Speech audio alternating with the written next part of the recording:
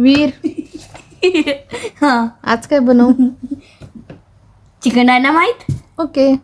तर इथे घेतलं आहे बोनलेस चिकन. त्याला स्मॉल पीसेसमध्ये असं कट करून घेतलं आहे. त्यानंतर 1 चम्मच मी लसूण अद्रकची पेस्ट, 1.5 चम्मच मी इथे सोया सॉस टाकला आहे, 1 चम्मच व्हिनेगर घेतला आहे, 1 चम्मच मी लाल तिखट घेतला आहे, चवीपुरतं मीठ घेतलं आहे आणि थोडेसे ऑरेगॅनो घेतलेले आहे. त्यानंतर मी 2 चम्मच इथे कॉर्नफ्लॉवर, 2 चम्मच मैदा आणि 1 एग ॲड करून घेतलेले आहे. त्यानंतर आपल्याला याला छान मस्त मिक्स करून घ्यायचं आहे आणि मॅरिनेट करून याला 30 मिनिटसाठी आपल्याला रेस्ट करायला ठेवायचं आहे.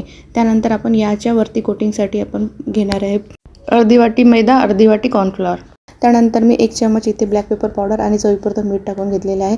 त्यानंतर इथे आपल्याला जे मॅरिनेट करून ठेवलेलं आहे चिकन, ते आपल्याला यामध्ये कोट करून घ्यायचे आहे अशा प्रकारे. आणि इकडे तेल गरम झालेलं आहे. त्यानंतर आपल्याला इथे तळून घ्यायचं आहे. तर एक साईड झाल्यानंतरच आपल्याला याला टर्न करून घ्यायचं आहे. तर हे खूप छान क्रिस्पी होतात. मुलं तर असंच खातात आवडीने आणि खूप छान टेस्टी वाटतात. तर याला आपल्याला अशा प्रकारे तळून घ्यायचं आहे. तर आता इथे छान क्रिस्पी झालेले आहे. तर मी हे काढून घेणार आहे आणि दुसरी बॅच पण मी तळून घेणार आहे अशा प्रकारे.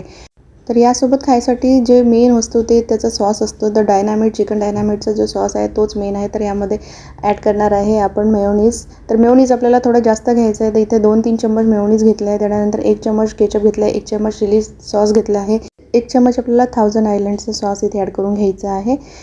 त्यानंतर आपण थोडंसं अर्धा चम्मच चिली फ्लेक्स आणि अर्धा चम्मच यामध्ये ऑरिगॅनो ॲड करणार आहे. यामुळे खूप छान टेस्ट येते. तुम्ही एकदा नक्की ट्राय करून बघा. थोडा जास्त फ्लेवरफुल वाटतं. त्यानंतर मी इथे लेट्यूसचे पानं अशा प्रकारे ठेवले होते. त्यामध्ये मी इथे आपण चिकन तळलं होतं ते मी इथे सर्व केलेलं आहे. त्यानंतर आपण जो सॉस बनवला आहे तो यावरून ॲड करून घेणार आहे आता. तर हे इतके क्रिस्पी होतात, इतके छान होतात. निम्मीला तर आमच्या असेच आवडतात. तर ती निम्मी सॉसला लावून अशीच खात होती. त्यानंतर ही तुम्ही एकदा बनवून बघा. खूप इझी आहे, सिम्पल आहे आणि खायला खूप टेस्टी आहे. मुलांना आवडणारी अशी ही डिश आहे.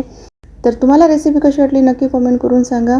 भेटूया अशा सिम्पल नवीन इझी रेसिपीसोबत नेक्स्ट व्लॉगमध्ये. Bye bye.